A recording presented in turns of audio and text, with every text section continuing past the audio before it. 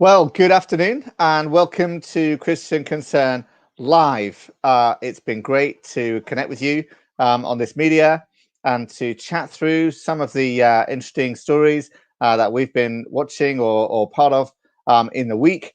And you can watch us on YouTube or Facebook and do add your own questions or comments in there. We can see that and try and respond to them in the course of the discussion. With me today, I've got Roger Kiska, a member of the Christian Legal Centre's legal team. Afternoon, Roger. Afternoon. And we've got Andrea Williams as well, our Chief Executive and founder of Christian Concern and the Christian Legal Centre. Afternoon. Great to be with you all. As well. This week we had a very big event that we've been working towards, which was a judicial review of the government's decision to change the regulations on abortion. And the hearing was earlier this week. Roger, perhaps you could remind us why we brought this action. It just provide some context for what really happened there and why this decision was so bad and so open to challenge. Sure, happy to do so. Before I do that, I just want to say that much respect goes out to my colleague Mike Phillips, who handled the oral arguments this week. This really was an egregious case of government going with an unfettered discretion beyond what the intention of Parliament was when they passed the Abortion Act. So ultimately, the Department for Health announced on the 23rd of March that they were going to do do-it-yourself abortions, telemedicine abortions, where the individual didn't have to actually go into a clinic to receive the medications that would end pregnancy. After some backlash, they quickly said that this was a mistake. It was an administrative error that was clearly false, given that the legislation had already been drafted and affixed to it was the name of one of the directors at the department.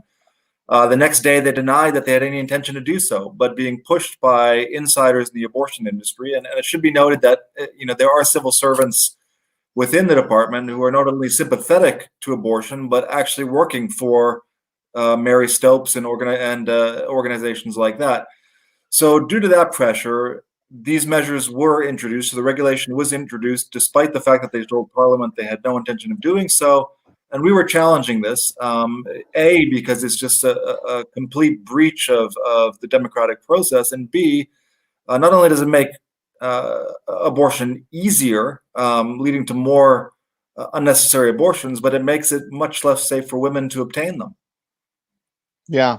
So, and what was interesting for me watching the case was that the government had to sort of put out their evidence and the actual documents that they used to sort of justify making this change, and this revealed that it was actually misleading evidence, wasn't it? And I think we put up an article on our website. Maybe the folks could sort of make that available on the chat here. But we actually had an insider from the abortion industry, a former international director of Mary Stopes, like one of the biggest abortion providers in the world. Insider came in as an expert witness on the case and said, hang on a minute, the advice the government got here is totally misleading, right? Because what happened is the government was told, oh, there's no real need for them to come in for a clinical visit. The only reason they come in is to ingest a tablet, as if that's the only reason they come in. And actually, even the BPAS website at the time said, no, you come in and we're going to do an ultrasound to check how old your gestational period of the baby is. And we're going to do blood tests, and we're going to do some other tests, pressure tests, this kind of thing, to check how safe it is. And so the government was told by these, by their insiders and by BPAS, what's basically false, that all it was to ingest a tablet. And I think the whole series of events here is appalling. And one of the things that's been hard for me and for all of us, I think, at the Christian Concern and Christian Legal Centre team this week is to convey just how serious this series of unfolding events is on many levels, but the way in which the government is acting, the way in which the abortion industry is acting, the activists are acting at the heart of government. So first of all, what we get is this. Emergency legislation. COVID-19 is coming through. Parliament has to pass emergency legislation. We understand this entirely. We understand that this is really important. We understand that this needs to be done, and we need to look after people's lives. But next, what happens is this: the abortion industry, forever waiting for a moment to weaken the Abortion Act, sees that this is a moment and starts saying to government ministers within the health department, women need easy access to abortion. 44,000 women will need easy access to abortion within 3 months. Can we please make that happen? Let's have early medical abortion. That's what they call it. The taking of 2 pills. Already, completely under the radar, they have shifted regulations so that women are able to take the second pill from home. They now say it's a minor tweak to be able to take the first pill from home. This is what they then propose, and they propose this the week before the emergency legislation in March. What happens is that regulations are published without Matt Hancock, the Minister for Health and Social Care, knowing. He immediately withdraws them and then says on the floor of the House of Commons, no, the abortion law is not going to be changed. This is then continued into the House of Lords, where Lord Patel says this will not occur. There's going to be no change to the abortion law. At this point, of course, the abortion industry insiders, the Mary Stopes leaders, BPAS, Anne Furedi, the chief executive, are straight on to the civil service activist, and I'm going to call her an activist, Andrea Duncan, who's at the heart of government advising the health department. They get into her and say this is not good enough. They've basically been scuppered. What they'd hoped for, which was easy access to abortion, has suddenly been scuppered. Do they give up? Of course they don't give up, because they're the abortion industry. So what do they do next? Across the weekend, they get 50 signatories to a letter on the Sunday Times saying this has to be reversed, this has to be changed. And they come to the health minister saying women need easy access to abortion. It's perfectly safe to take 2 pills. And the government, Matt Hancock, reverses his decision. So having said one thing just a few days before on the floor of the House of Commons, he then is forced to overturn that again. And what Lord Singh says, the judge, is, well, he was always within his rights to change his mind once he had evidence presented to him. But as Tim has just said, that evidence is entirely skewed. It comes entirely from the abortion industry. And despite evidence to the contrary being produced just late in court, because we didn't realise that all of the evidence that the government had looked at was so entirely skewed, or we would have realised, but we were responding to it. There was an abortion industry insider who came in and said that it wasn't safe for women to take these 2 pills at home. Despite all of that, it remained ignored by the government department and by the judges. Because that's the other thing that came out of our hearing, isn't it? What our expert witness, former international director of Mary Stopes, said is that as well as them misleading the government about the purpose of a clinical visit, which is bad enough, I mean, it's awful, really. They then also misled the government about the evidence of the safety of taking these pills at home. And he said the balanced report of that would also show an alternative study carried out, a significant study published in BJOJ, that said 45% of women report bleeding higher than expected, a third of women pain higher than expected. 1 in 9 women taking these abortion pills at home required surgery to finish the procedure. 1 in 9 women. That's a very high portion. And that shows it's nowhere near as safe as these people try and claim that it is. Nowhere near as safe, is it? Nowhere near as safe. It's not just about physical safety. It's about what the women live with for the rest of their lives. And this week we have been hearing stories at Christian Concern from women, some women who've had abortions 20, 30, even 40 years ago. Early abortions, even talking about how there hasn't been a day that goes by in their life when they do not think of what happened, that they do not think of their unborn child. Some name their child, they say that they think this was a little girl. And I think that, the idea that 44,000 women in this period if Anne Farady, if the BPAS is right, are going through this, I want to reach out to them and say that there's another way.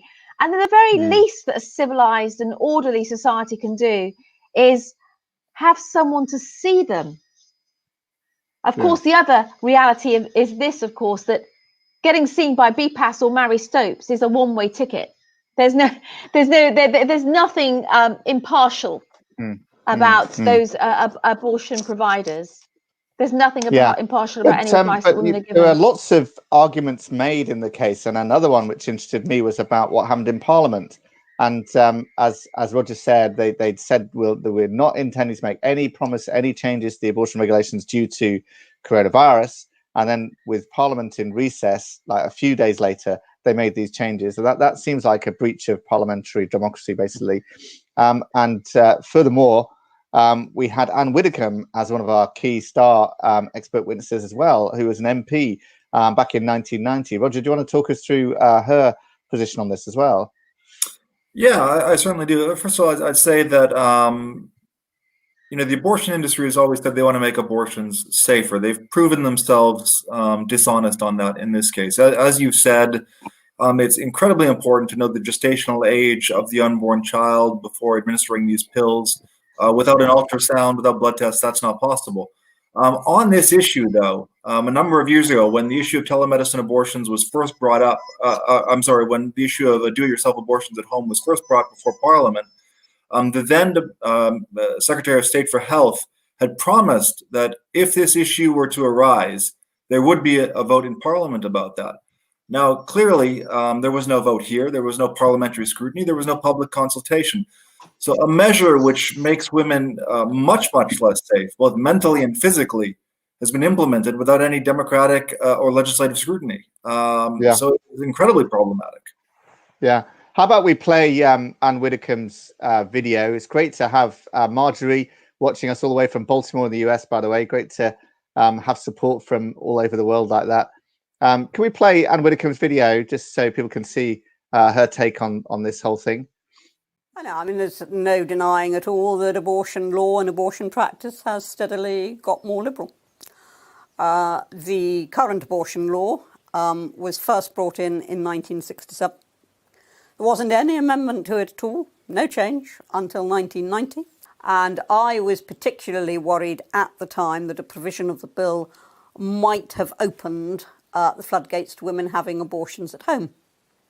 Now, I was told very, very specifically that was a misinterpretation, that the government had no intentions of licensing home abortions, that it wasn't going to happen, that it was a scaremonger. And now, of course, what have we got? We've got the government now saying that throughout this period of coronavirus that you can abort at home, and the particular pill involved can be used up to, so I'm told, just short of 10 weeks. Well, we had a very clear assurance in 1989 that we wouldn't be getting home abortions. It came under the ability of the Secretary of State to license places where abortions could take place. And we said, well, that means he could license at home. No, that was not going to happen. Very clear assurance. It's there in Hansard. It's there in black and white in Hansard that nobody can dispute. This was what was actually said to us at the time. And we took that assurance as gospel, if you like. And there it was. And it came from the Secretary of State. There it was.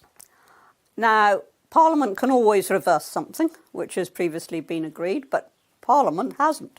This is the government doing it. This is ministers just tearing up an assurance that was given to Parliament, and on the basis of which Parliament voted. It actually took decisions on the basis of that assurance. And simply to tear it up and throw it away, I think is unacceptable. And it's not within the conventions of how Parliament makes laws. Interestingly, of course, when the government was first asked to do this, it said no. Now, one does wonder why. If it said no in the first instance, why it suddenly changed its mind.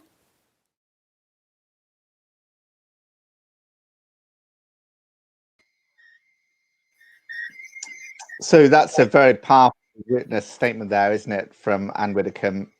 Andrea, do you want to comment further on that? It's quite powerful. it's extraordinarily powerful, and the government has changed its mind. Why?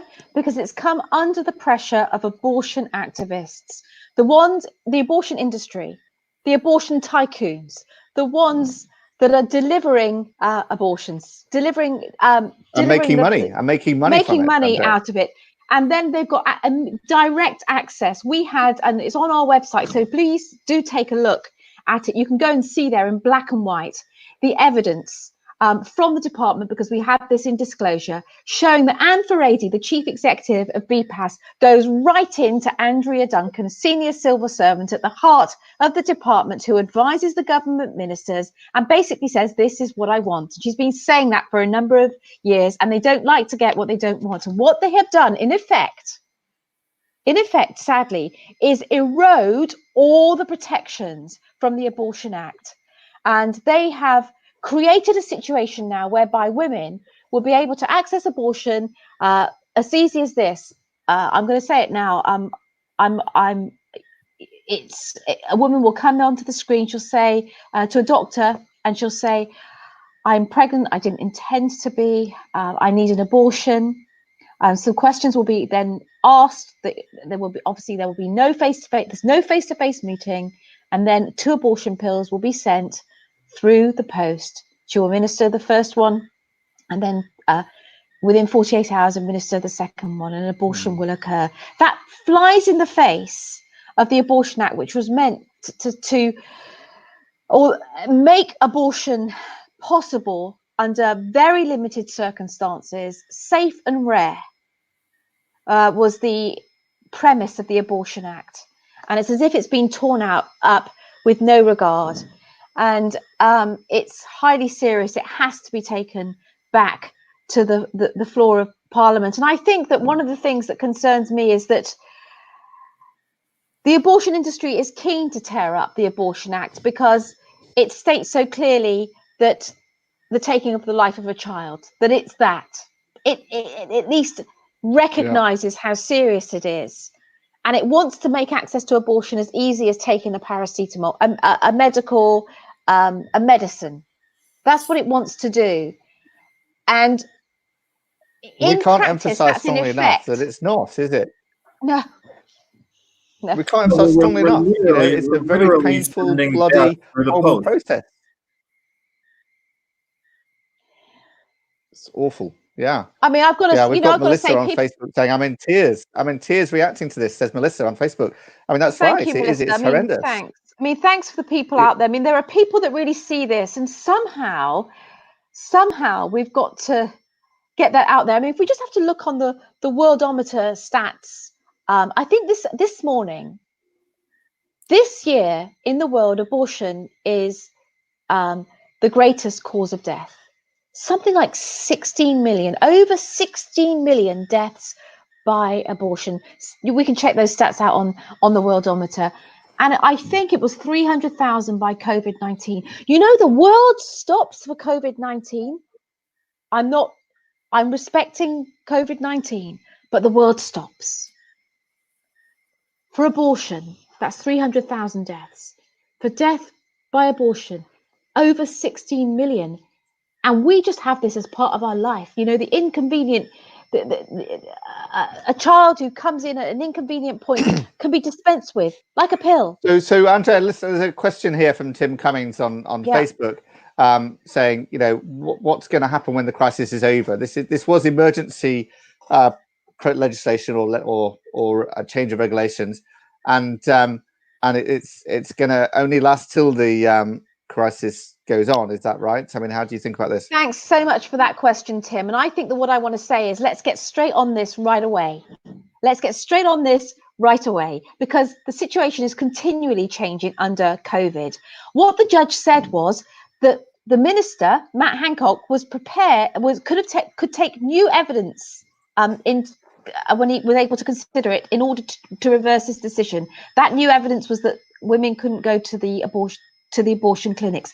So let's say there's new evidence now, things are opening up, the numbers are coming down, so we need to reverse that decision that was made 3 or 4 weeks ago, and we need to now say, because it's possible for women to access clinics, we need to put those safeguards back in place. So this afternoon, I hope Christian Concern is going to be sending out an action alert to our supporters and way beyond.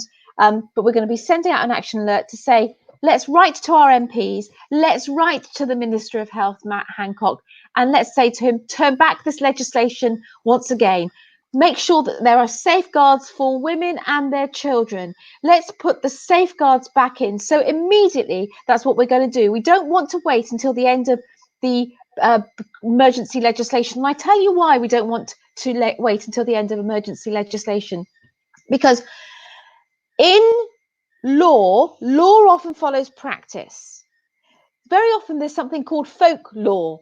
We hear this very often at the Christian Legal Centre when people say, I can't say this or I can't do that because the law says that. No, very often it's just something that's been made up by an employer or somebody that is something that perhaps people think they have to do. Similarly, here, what's going to happen is that although this practice of 2 abortion pills being sent through the post was technically only meant to be for a contained period, what will happen unless we kick up a fuss, unless we keep on talking about it, is that the practice will stay law. And that's why it's really important that we don't lose heart at this point. We don't lose heart. So we know that the abortion industry is trying to get stories of people who have had these pills who are saying this helped me. But on the other side, we also have seen stories come out, I think today it was, of somebody who took these pills and immediately regretted it and couldn't believe she'd never seen a doctor. And we'll probably, given that a study has shown 1 in 9 require surgery, I'm sure we'll have stories like that as well. And if you come across stories like this, or if you've got one, please let us know, because it's very, very important to show that. And we will give you guidance on how to write to your MPs about this as well. But what's the next step legally? Jonathan Cant, by the way, on Facebook says it's horrible. It feels like Pharaoh killing off newborns in the book of Exodus, but worse. We must stop it happening. We must stand for righteousness. Thank you, Jonathan. Absolutely with you on that. But what's the next step, Roger, on this in law and where we go with this now? Well, we do have a right of appeal, and I believe we'll be exercising that. So this is far from over, and the evidence that important safeguard of seeing the doctor, having that ultrasound and the blood test, we're going to push that home hard. It's an uncomfortable truth. The reality is that those who are contending for abortion are far fewer than those who are pro-life. I mean, those who are willing to enter the political arena and the court to fight for this are far less than those who are pro-life, yet they get their way seemingly every time. So if we spoke with a united voice and showed the same ambition that they did, imagine what we could do. And I think we need to start doing it. Got a brave woman here, Marjorie Richardson, on YouTube saying, I know it's a horrible thing to do from personal experience. Many years ago, I did have an abortion. I regret it every day. I still miss my baby. My heart is broken. Thank you so much for that, Marjorie. People need to hear your voice. Marjorie, thank you for being that brave. Please get in touch with us, Marjorie. Do get in touch with us, because we'd love to tell your story if you're brave enough to do that. We really appreciate it. It does require real bravery for people to talk about this. That's a real issue, but people feel so much shame, and we need the bravery. We need people to come out and talk about it so that people can see what really happens. Perhaps you can play. We've got a video from Claire, who is head of what's it called? Good Counselling Network. Great work. That's right. Yeah, and she did a video about the influence of these kind of home abortions. Perhaps we could just play that now. For me, DIY abortion is not good for women. It destroys women. It doesn't just destroy their children, it destroys women. And I think after this lockdown period is over, there'll be fallout for years to come from the damage done to women by these DIY abortions. The pill is made out to be something that is saving the lives of women, whereas actually it's not so straightforward and easy for women at all. I saw a woman recently who had taken the pill under pressure again, and immediately after taking it wanted to seek help to get a reversal of the abortion done. Now, this is not very straightforward. It's much easier for her to get the abortion pill than it is for her to get any kind of pills to try and undo what's been done. So now she's sitting at home experiencing light bleeding, praying that it won't get any worse, praying that she won't lose the baby. And she's still in a situation where the people around her don't even know she's gone through this. This is a horrific situation for someone to have to live through. And this isn't just one story, this is many women that we've spoken to. Yeah, the easier the abortion availability, the greater the pressure on women, because those people who are using a woman or not really committed to her in a supposed relationship or one-off meeting with her sometimes will often see abortion that's easily and quickly available and free for most women, remember, as a really, really easy option. They make it seem like it's the woman's responsibility to do this now that they haven't got any commitment to the woman, or they don't want to help her through the pregnancy. And we've certainly seen women coming to us who have been offered these DIY abortions, have grabbed at the chance to get out of a pregnancy when they're in these situations because they feel they have no other options, but they haven't had the time to find out about help or support or a place to escape to. And, you know, just speaking to somebody on the phone for 10 minutes, giving them the abortion pill through the post, or, you know, getting it to them before anyone has actually spoken to them or offered them any alternatives. I think that women who are at risk of domestic violence are hugely vulnerable to this pill being foisted on them before they have any other options. You know, I was talking today and yesterday to this young woman who now wishes she had not taken the abortion pill. So we'll call her Anne. But, you know, for the sake of Anne and women like Anne, I wish the judicial review every success. And I think it's really, really important that women's stories are presented to the government so that they have to consider how easily they've allowed this to happen, and the vulnerable women, especially younger women and other women in vulnerable circumstances, who are going to be suffering immense pressure and immense suffering after the abortion because of this, I think, very callous, not thought through legalisation of abortions at home.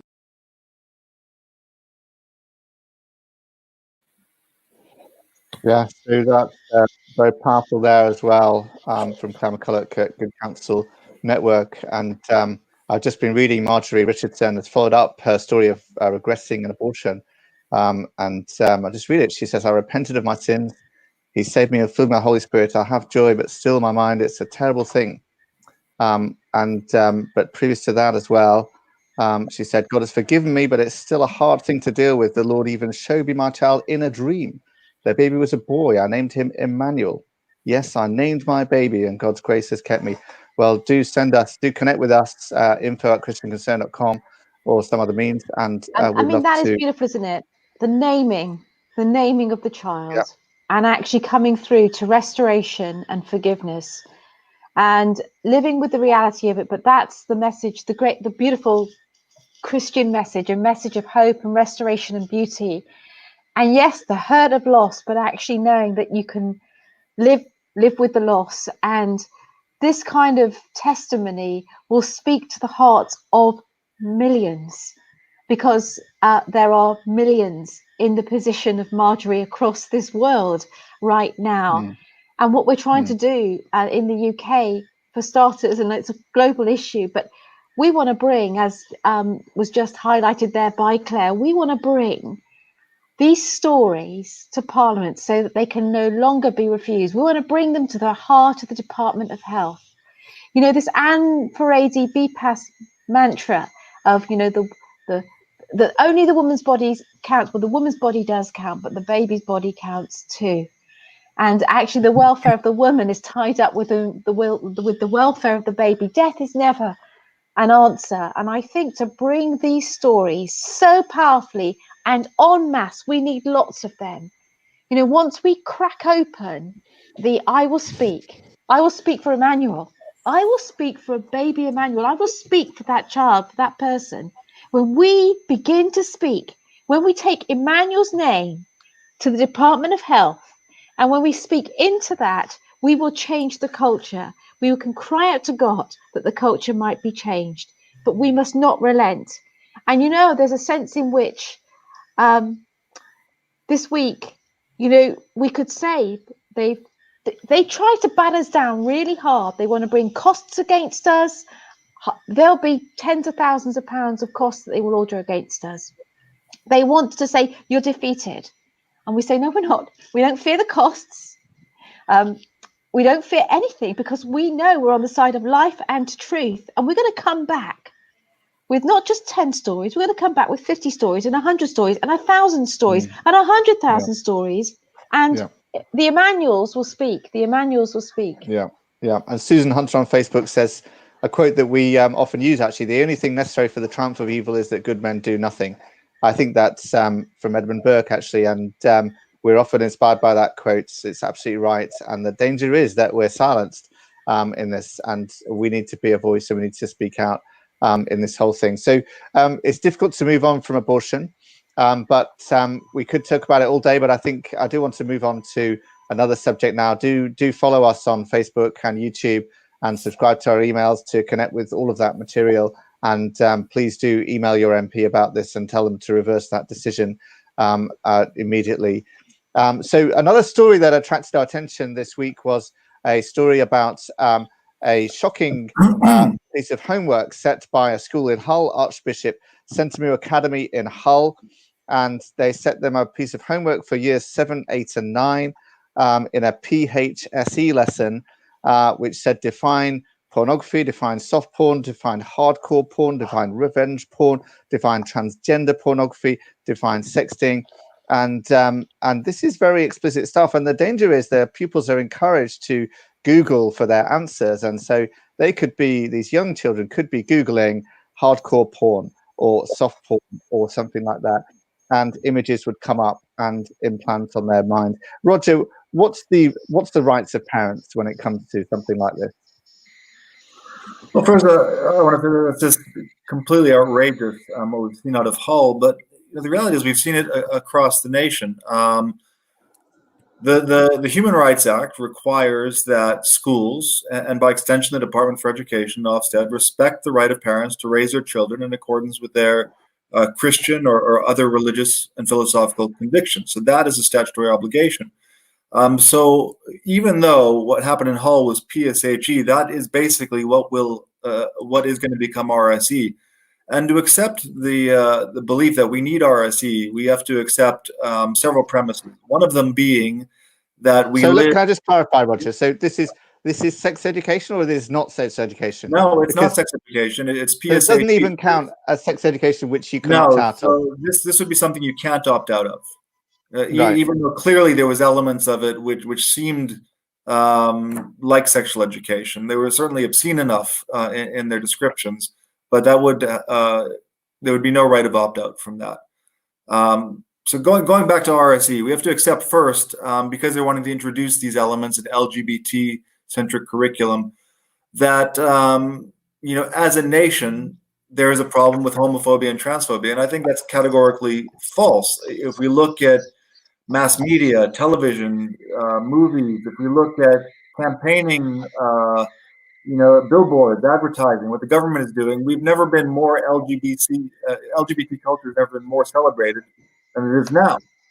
The second premise is that schools will implement this in a way that respects parental rights. And I think what we're seeing in many schools, whether it be this school in Hull or the dozens of schools literally that we've been working with, where there's been aggressively LGBT-centric education being introduced, that parental rights aren't being respected. So there's a real problem with this proposed legislation. Yeah. So, and what's also shocking about this is the school set this homework. Here we are in lockdown, and the kids are being asked to do this at home. And consequently, the parents saw it, right, and thought, gosh, they're asking my child to Google hardcore porn. What is hardcore porn? Or something like that. Imagine if it had happened in the school and the parents had never seen it, or the relatives never seen it. It's shocking that they ever thought this was appropriate for years 7, 8 and 9, isn't it? I mean, Andrea, what do you think about this? I mean, her mum, listen to the words of her mum, and I'll read it here. That my daughter is still very much a child. We've still got magic elves. Her bedroom is done in My Little Pony. She's innocent and naive. She was only in primary school last year, living her best life. Now she's being asked to search hardcore pornography. I want to say that if any parents are experiencing this, we at the Christian Legal Centre, we're here to help you. We're here to serve you. We are here to say to you that we will help you navigate this. We will help you at school resist this. There is, no matter what they're pushing out there, this cannot be something that your children are subjected to. It's not good for them. It cannot be right. It is not good. Ironically, this academy is called the Sentamu Academy. That's the former Archbishop of York.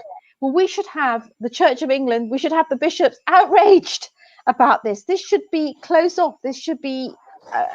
They haven't at least apologised, I think, on this. Yes, the school itself, which yes. is a good thing. But I mean, how is it that they first of all apologized, Andrea, and then they claimed it was a mistake. But they actually said, but the good thing about that is admitted it's not appropriate, right? So they said, oh, your child may be working from home on a paper that contains materials that are not age appropriate. It's a genuine error for which we apologize. So they've apologized and said, oh, sorry for offense.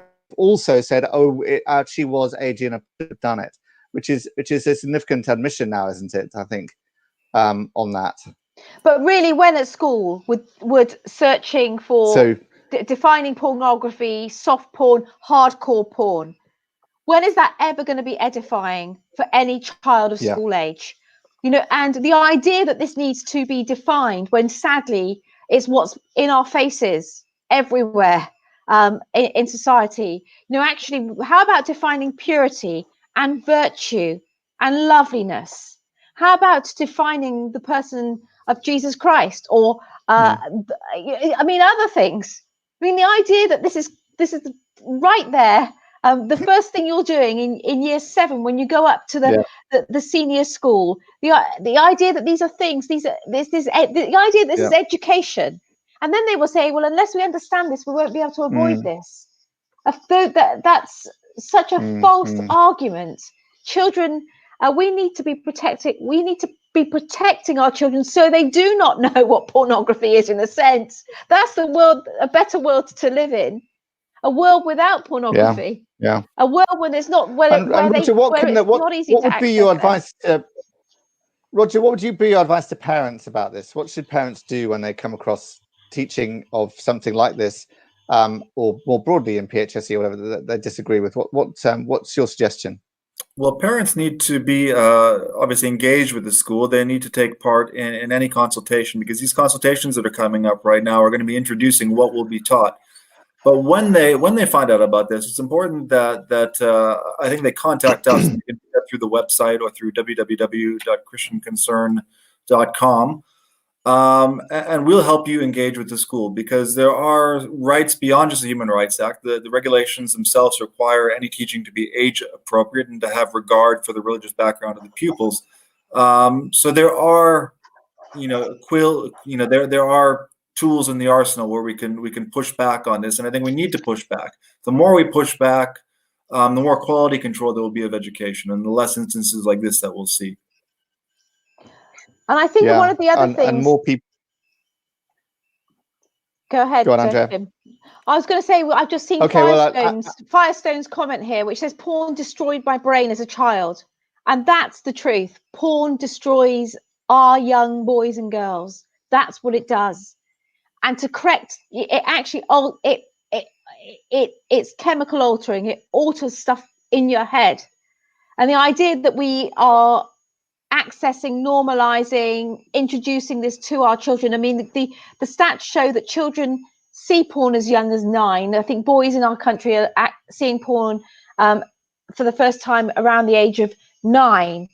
Well, that's a stat that we need to reverse. That's a stat that we need to change. We need to be protecting our children, because it harms our children. And this is, just like we teach our children to avoid smoking and they don't, so we need to tell them to avoid porn, because certainly the social science coming out is demonstrating the impact, the addictive impact, and also the harm that it causes.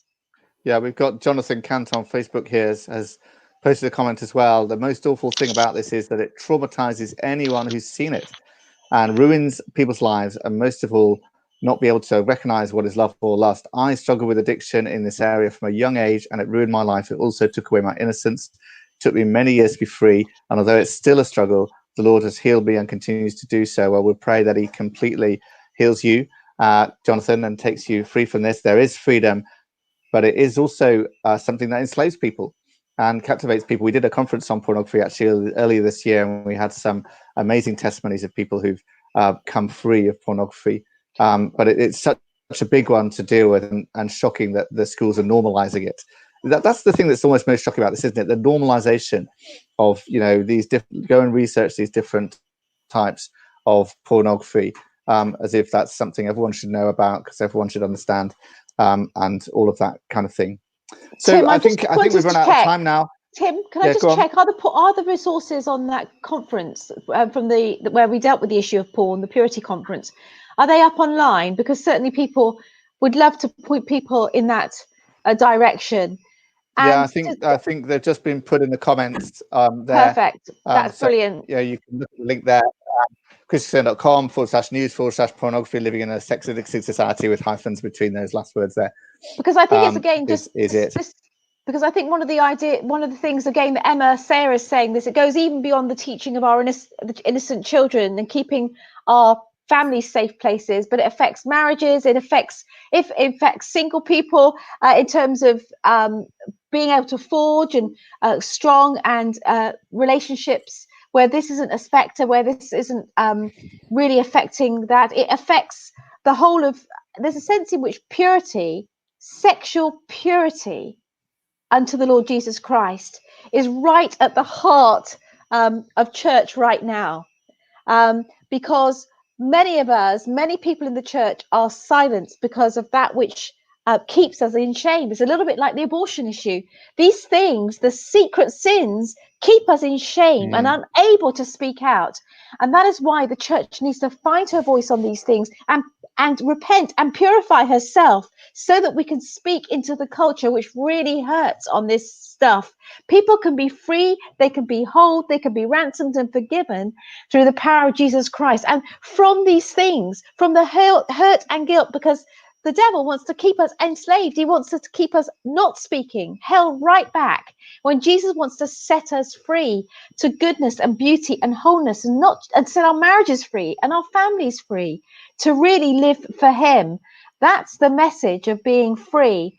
And you can see from that if we're teaching this to our children, normalizing abortion, normalizing pornography in our schools as real options, and options that are morally good, which is what happens, and the church stays mute on this, then is it any wonder that people find it hard to hear the gospel? They don't know what the gospel is. Well, thank you for that.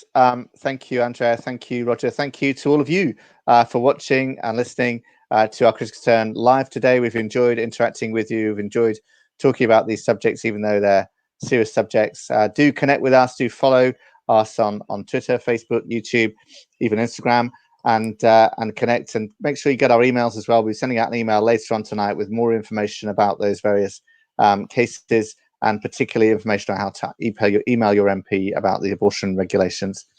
So thank you very much, and see you again next week.